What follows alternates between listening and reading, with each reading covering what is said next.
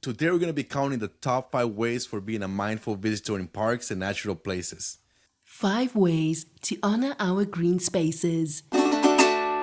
Whenever you're planning to visit places like Yellowstone, the Grand Canyon, or even a local community park, these principles will help you become a more conscious steward of the sacred places. And stay with me until the end because I want you to share a powerful way to bring all those teachings home.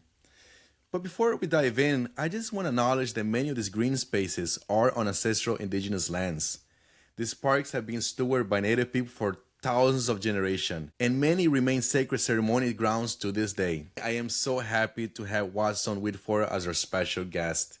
Watson is a fellow Unity Earth Ambassador, Unity Co-President, a prairie chicken dancer. You can find easily him having meetings in Washington, hanging out with the Castle Reservation dogs, or documentaries as an Indigenous youth advocate, or sharing uplifting wisdoms in his Instagram. Watson, welcome to the show. Thank you very much for inviting me to join you here today. I'm really happy to be able to share a little bit, and I'll quickly do an introduction. Tansikiyo wao nuwaku magantik, kitam skatin wao kakyo, wapanatag sigasun, asni watitsikutinya, igamtata sapnatatapunan. Yat shkedo shidene, she watan fern she tabahan ishle Chippewa Cree bashish chin, but adni dashiche Chippewa Cree dashanele. Hello, everybody. My name is Watson Whitford, and I come from the Chippewa Cree tribe in Rocky Boy, Montana, and also the Navajo Nation. And I just did a quick introduction in both of my languages. In the Cree language, my name is Wapanatag, which means morning star, and I come from the Navajo tribe, and my clans are Edgewater. I'm the Edgewater clan, born for the Chippewa Cree people. My maternal grandfather is the Folded Arms people, and my paternal grandfather is the Chippewa Cree people. So again, thank you so much for inviting me to be here today. I'm super excited to start this discussion. Yeah, for sure. I'm so happy to have you. When we last met, it was at the Unity conference, and you called me on stage to get my own Earth Ambassador medallion, and it was such a beautiful hmm ceremony. And Watson, I gotta tell you, that was one of the happiest experiences that I had. So I'm just so happy to have you on the show. Thank you again. Number 5, get in the right state of mind. In Paraguay, before we enter a forest or a river or any kind of natural green spaces, we kind of like to pause for a bit and ask permission because we're asking permission to enter the woods that is the home of so many plants, so many animals, and just, being a polite guest. So that would be number 5. Asking that permission, when we're entering these spaces, when we may be entering a space where there's different animals, there's different spiritual beings, plants, sacred plants, medicines, all these things that live there. And, when we have that right state of mind, we may look at smudging ourselves.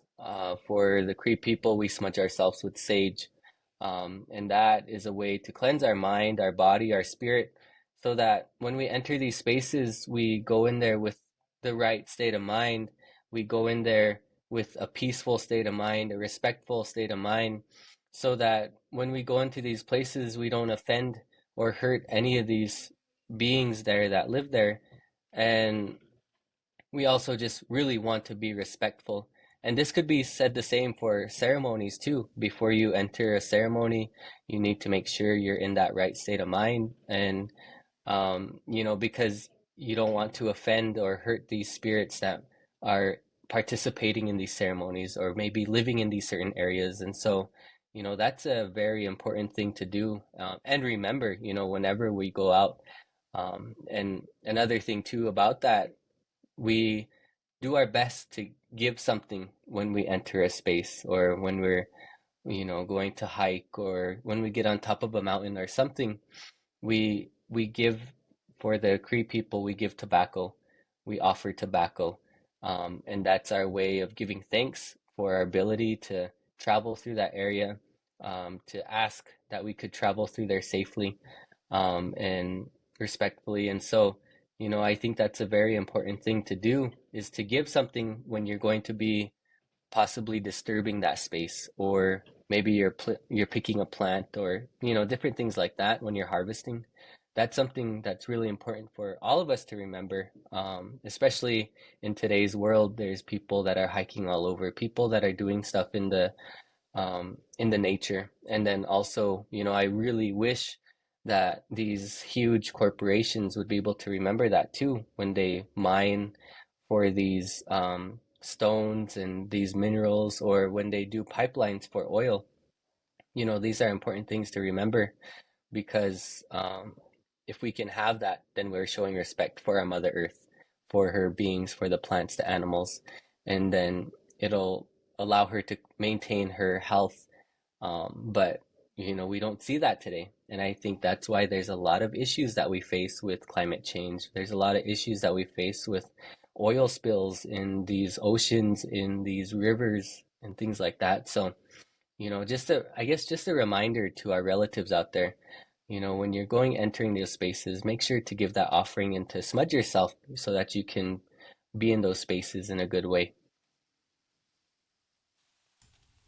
Yeah, beautifully said. I enjoy everything that you mentioned.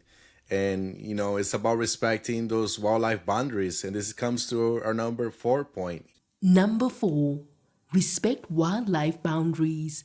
The inspiration for this episode came when I was with my family at a park, and I saw this other family coming in, and they had a little toddler that they just released on the park, and the toddler is going around chasing the ducks, and the family like, oh, he's so cute, but I could tell that the ducks were so stressed because they're being chased by this little kid. And we have to be respectful of animals. We have to make sure that we keep their distance. And people always ask me like, how do you know if you are disturbing an animal or not? And what I like to say is, if the animal is changing their behavior because of you, then you are disturbing that animal. That goes from getting too close to animals to take a picture, or trying to get a video and then just have like that. It's very important to keep our distance from the animals because we don't want to stress them out. Maintaining that respectfulness when we're out there. I saw, I don't know how many years ago this was, but somebody got it's not a funny thing that happened, but it's just kind of crazy, where somebody got charged by a buffalo and their pants were on the buffalo's horn. Like, I mean, it just, for a lot of people it would seem like it's common sense, but I guess we just need to have those reminders where we need to remind each other in a kind way to maintain that respectful boundary of our animals. They all live somewhere. We have even the smallest animals, our insects, the bugs, they have their own spaces too, the anthills that are in our backyards, or, the different birds that come around. We need to make sure that we protect their homes, and not disturb them, so that they can be here for us. And, every insect, every animal, even the plants, they all have their place in our universe, in this world. And so when we're able to maintain that respect for our insect, our animal, our plant relatives, then we could live in that cycle with each other, in that circle where, we help one another. A lot of indigenous peoples are the caretakers of the land, are the stewards of the land, and they do that by maintaining those respectful relationships with the animals. And so even when you're hunting or you're hiking or when you're out there, maintain that awareness too. That was something I was always shared with. Be aware of your surroundings. Maybe you're walking up into a bear's home, or a mountain lion, or different things like that. You need to be careful. So, again, just some reminders, for our relatives out there. This is our animals, our plants, their homes, and we need to make sure we maintain that respect, but we could also enjoy ourselves when we're out there, when we're out hiking and things like that. But we just need to remember that as well. Yeah, beautifully said. And this is something that you mentioned before, or number 3 is honor ceremonial spaces, mentioning about smudging yourself before going a trail. Number 3. Honor ceremonial spaces. Many parks and natural areas have been sacred to indigenous people for thousands of years. And, they're places of power. You can feel it. You might not be fully aware of it, but you can feel that there's something powerful about those places. And you might even see people there are doing ceremony in those places. In the same way that we want to be respectful of everybody's religion. We don't want to go to a church and people be praying, just go there and start taking pictures of them. It's very important to make sure that you are knowing that a lot of green spaces are actual ceremonial spaces. We need to learn together is to make sure we have that to have that permission to be in those spaces, with the local indigenous peoples. There's a lot of sacred sites that we have as indigenous peoples. It may not just be ceremonial grounds, but it could be certain rock formations or petroglyphs or things like that, where there's writing on the rocks or different things like that, or old homes down in the Southwest. There's those Anasazi homes, things like that. Those are things that we need to remember to be respectful of, because prior to us, even in our modern world, people in the past, our ancestors used to conduct those ceremonies, and you don't know what they were conducting those ceremonies for.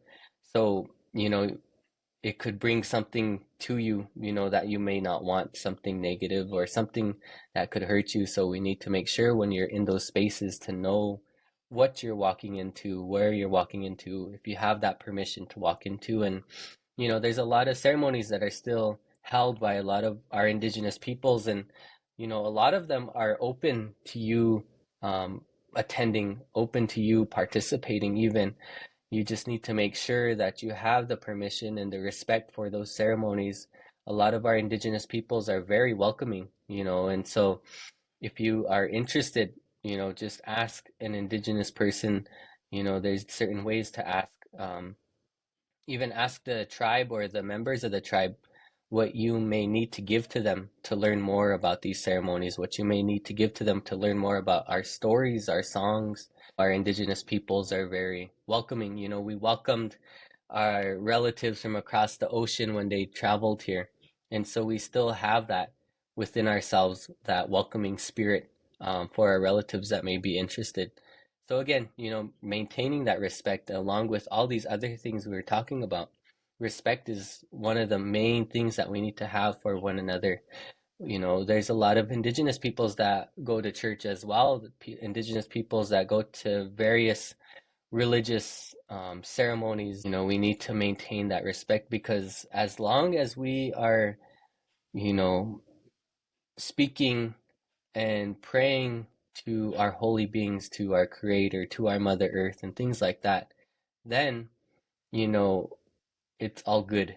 It's all good. Our traditional ways of ceremony are good. Our relatives, Christianity, whoever is using it in a good, positive way to help people feel good, to help people feel well, then it's a good way of doing it. Those are some things that I was taught. We don't talk down about other people's way of religion or talk down about the way other people pray. Because we want to be uplifting, we want to help each other. That's something we need to remember when we're stepping into these places, because a lot of these places hold so much meaning, and a lot of people hold them very close to their heart. And so just remember that as well. These are good things to have discussions about, to have conversations about, so that we can maintain our respect for each other. That's awesome. I really appreciate those words and sharing. I think really like the people listening to this podcast will take that to heart and be able to take these principles and act on it. And talking about acting on it, number two is leave it better than you found it. Number 2. Leave it better than you found it. When I went to Japan, I was getting some ramen on the metro. They have this little one stands that you just kind of like order your ramen at a vending machine, and you sit down and they just pour the ramen like through a window. And I was there enjoying my ramen, and I see a gentleman that came in next to me. He was finishing his ramen, and then after he finished his ramen, he wiped his whole counter down, and then he went and he grabbed a broom, and then he swept the whole ramen shop, and he left. And that to me was impressive. Here in the United States, after you're done with a meal in a fast food place, you might take your trays to the trash and empty the trash, but you're not gonna wipe the table down. You're not gonna sweep the whole restaurant down. I thought it was really inspiring, that philosophy of like really like leaving the place better than we found it. And I think that's such an important thing when we go to the green spaces. Is there trash on the floor? It's not your trash, but could you pick it up? Can you make sure that something that might be broken, like lift it? Just leave the place better than you found it. Leave it so then the next person that came is going to enjoy that better than you have found it. We need to make sure we maintain that beauty of our places, of our green spaces, of our lands, so that other people can enjoy it. And not just people today, but people that will be coming into this world in the future. I want the this reservation I live on, the Rocky Boy Reservation. I want this place to be beautiful. I want there to be clean water, clean air to breathe, to be healthy animals and healthy plants, not just for my relatives that are here with us now, but for people that will be coming in the future that aren't even here yet.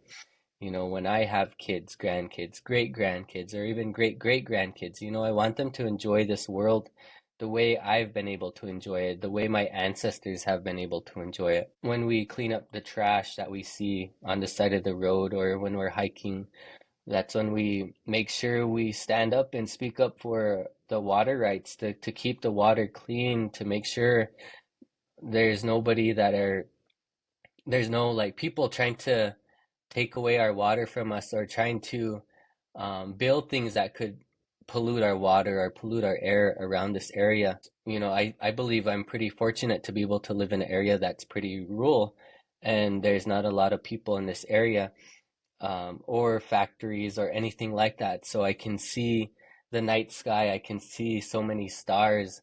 I can, go to the mountains and drink from a spring. I could breathe fresh air, and not have to worry about smoke or pollution.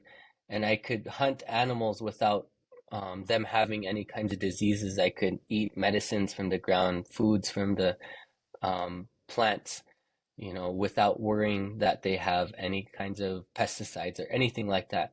And so the way I'm able to live this life, I want that for my relatives here, my sisters, my parents, my family, all my relatives that are here on this reservation and all over the world even.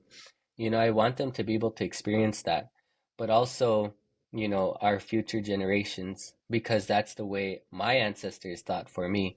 My great grandparents, my great great grandparents, as far back as you could think, they prayed for me to be here today. So with that prayer, with that ceremony, we also have that action, taking that action to maintain cleanliness, maintain that beauty in our green spaces. We try to promote and try to share with each other and encourage each other. Let's keep these places clean. Let's pick up that trash if we see it. Let's speak up for our Mother Earth. Let's speak up for our Mother Earth so that she can be well, she can be healthy. If you listen to different things out there, listen to the streams, the creeks, the the wind, the trees, the plants, you can hear them if you really listen to the animals. And so we need to, strengthen that connection that we have with our different plant animal relatives so that we can hear what they need, and they don't need this trash, they don't need this pollution. They need a beautiful, clean space to live in. So, I just want to encourage you all. Remember that when you're out there, when you see that trash, remember that when you hear about, possible pipelines being built or possible mines being dug, remember that to speak up for our Mother Earth because she gives us everything, everything that we need to live. Water, we need air, we need food, shelter, everything that we need to live. She provides it and she doesn't ask for anything back. So the least that we can do is to speak up for her and take care of her. That's the least we can do. And then there's more we can do that with that, how we, have permaculture gardens, or when we harvest, we use every part of the animal or the plant. We don't leave anything to waste. Or even if you have extra. give it to a relative, or use it in your compost, different things that we use today. So, I encourage you all to use these kinds of things and to remember these kinds of things when you're out in these parks, when you're out hiking, when you're out hunting, gardening, even, in your communities. We need to keep these spaces clean for our future generations. Beautifully said. And you kind of went into the next point that is speaking about Mother Earth becoming true stewards of the planet. Number 1. Go beyond. Become a true steward. I recently went to the springs here in Florida where the manatees they come during the winter because the water is warmer. So we have 600, 700 manatees. It's a great sight. And I enjoy seeing so many people looking at the animals, And I started talking to some of them, and they were not aware of all the issues that the manatees are facing right now with the loss of their habitat, loss of their food, with the over taking of the water from plastic water companies on the springs. They have a disconnect. They're enjoying nature, but they're disconnected with the issues that are affecting the nature that they're seeing.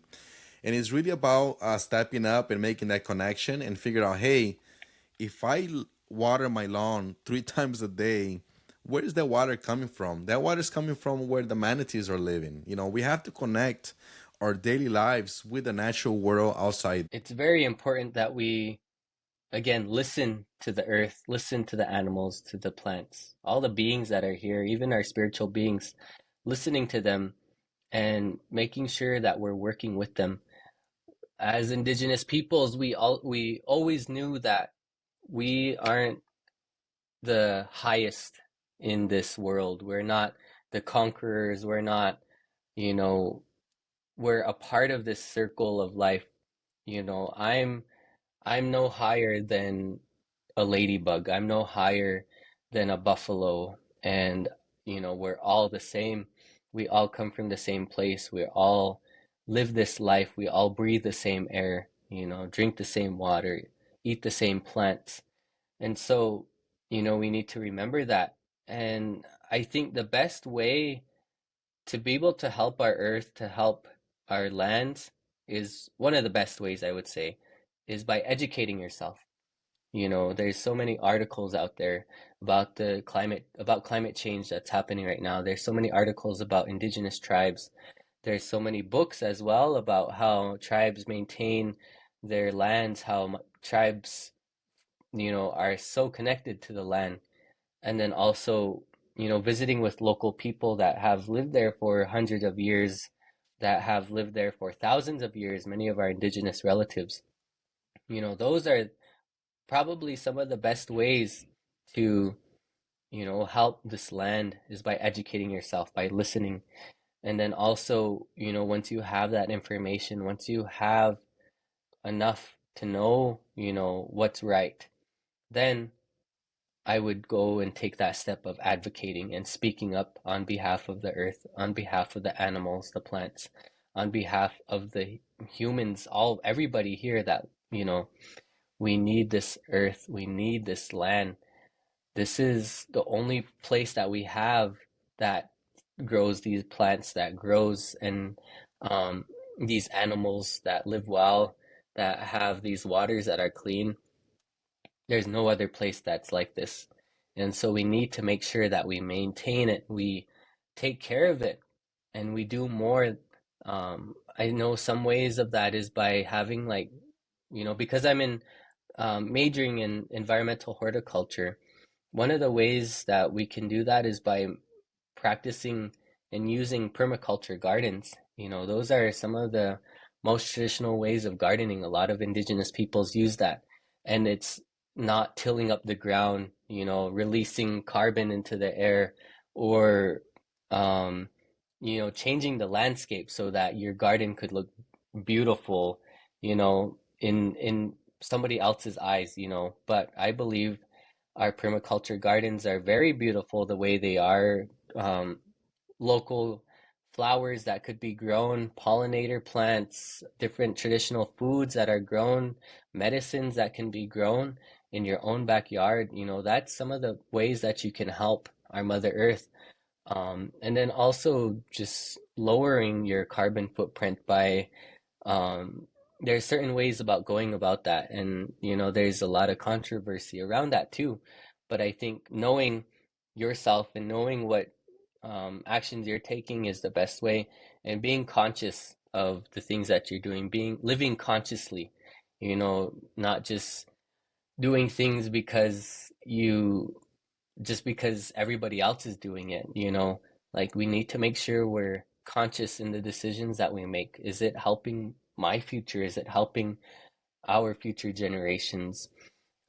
When I buy certain foods that may come from so much processes, industrial processes where they go through a factory and chemicals are put in there and everything like that. Like, are you extending your life? Are you shortening your life? Those are some things that I constantly think about, and I continue to work on myself. I'm not a perfect person to tell you the way you should live or anything like that, but I can encourage you from the things that I've learned from my elders. I can encourage you from the things that I've seen with many of the health issues that a lot of Indigenous peoples face too, because we lost that. We didn't lose it. We just haven't um, had that close connection to it in a while, to our traditional food systems, our traditional medicines, things like that. But I truly believe that our Indigenous peoples can reconnect and have and create a stronger connection with our foods, create a stronger connections with our medicines. And I truly believe that our Western ways of life, we can work in our Indigenous ways of life and bring them together where we are able to help one another, care for one another, and respect one another in our traditional ways of life. Just one more thing I would like to share. Um, One of my elders had shared with me, you know, um, our our relatives from across the ocean were meant to come, to these lands, but they they said that they came to these lands a little too early.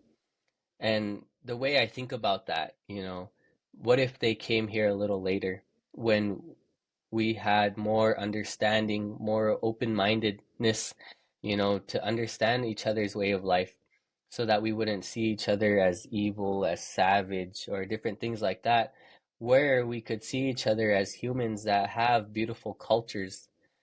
I wonder how that would have been. But I truly believe that it's still possible. I truly believe that we can use our traditional knowledge, our knowledge of this Mother Earth, of our spiritual beings, and we could incorporate that with our Western traditions, our Western education, and use both of those to create a beautiful world where we can have science, but also traditional knowledge of the earth, where it can help the earth heal again, where it can help our people be strong again. And I truly believe that that connection and that intertwined belief of traditional and Western education can be brought back, and it could be brought to life where our people can live in a beautiful world where we can comfortably practice our ceremonies, speak our languages, where we can sing our songs no matter where you're at, and people will be happy with that. People will enjoy hearing that. People will love that, and we could all love one another. And I encourage you all, we need to come together as people, come together as children of this earth, as children of our holy beings. We need to come together um, and realize that we need each other for these things to happen. We need each other. We can't do it on our own. We can't do it when we're separated from each other. We need to come together as a people. So I just wanted to share that with you all. I truly have hope. I truly have hope for our future. Thank you so much, Watson. There was so many truth on your words. You're very young, but you're very wise. So I really appreciate you sharing all your thoughts, all your ideas with us. I feel like people are really gonna learn with this episode. They're gonna really take it to their heart, and hopefully, we can act better towards our Mother Earth, because we only have one, and it's what sustains us for life. When people say, "Oh, you're environmentalist because you love trees," yeah, I love trees, but I love people too, because when the trees are gone, the people are gone. So when we talk about Mother Earth, we talk about humans also. We have to take care of everybody. We have to be more kind. We have to be more empathetic with each other, and help each other to create a better place. So thank you so much, Watson, for being here. Is there any way that people can connect with you or to support any kind of projects you have going on? Yeah, so again, like uh, Frank mentioned in the beginning, I am the co-president for the Unity organization. And this is an organization that supports Indigenous youth leadership all over the nation. So if there's any Indigenous youth that are interested in this organization, you can reach out to me. I I'll read out my email. I don't know if you can write it down or anything or how that will work, but it's www.copresident at unity dot or unityinc.org. But I'm also on Instagram. I don't have Facebook. I'm not old enough. Just kidding. But I have Instagram, and that's about it. I'm mainly on my Instagram. So if you guys are interested or would like to reach out or anything like that, you could also find the email for Unity on the Unity website. I'm very thankful to be able to have this opportunity, this platform to share, some of my ideas. And again, I'm not a perfect person and I'm not telling you how to do these things, but just from the things I've learned, I want to encourage you. You know, I'm not telling you, I'm encouraging you, and um, these are the things that my elders have taught me, that my community has taught me. I didn't come up with these things on my own. These are things that I've learned from other people. And so I want to acknowledge them as well. Um, but again, if you'd like to reach out, if you'd like to hear more, I like to talk. So, please reach out. I'd love to have more conversations. So thank you again. Yeah, thank you, Watson. And we love Unity. It's such a great organization. I've been involved with it for about 5 years as one of the mentors for the Earth Ambassadors. That's how we met. And it's such a great organization. My friend recently he ran 100 miles in less than 36 hours to raise funds for Unity, and then he also got a donation of 100 shoes. They're gonna be giving out to Native youth so they can run for mental health. So it's we love Unity, and if you want to donate, I'll put the links to Unity too, so you can share, because I seen it with my own eyes, the power that Unity has to bring positive change. So if you're inclined to donate, I would love for you to do. I'll put in the show descriptions. And Watson, thank you so much once again for taking the time for all your wisdom. And I hope to see you soon. Yeah, thank you very much. We'll see you very soon. And before we wrap up, I have something special for you. Head over to indigenousearth.org to sign up for a newsletter, where you're going to receive an exclusive video prayer from Watson Whitford himself. This beautiful prayer will guide you and inspire you to practice asking permission to enter green spaces. It's our gift to help you begin your journey as a mindful visitor and steward of the sacred lands. Thank you so much for listening. Agoje.